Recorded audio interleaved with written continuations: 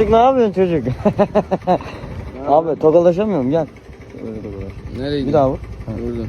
Kanka paketi götürüyorum sen nereye gidiyorsun? Ne geldim? Ne yapma? Kahvaltı etme. Ne? Ne? Daha yeni uyandım oğlum. Daha yeni Oğlum. uyanmadım da daha yeni uyandım. Günaydın kanka.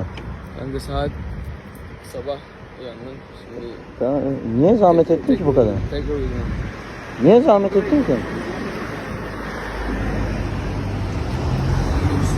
Bu ne oğlum?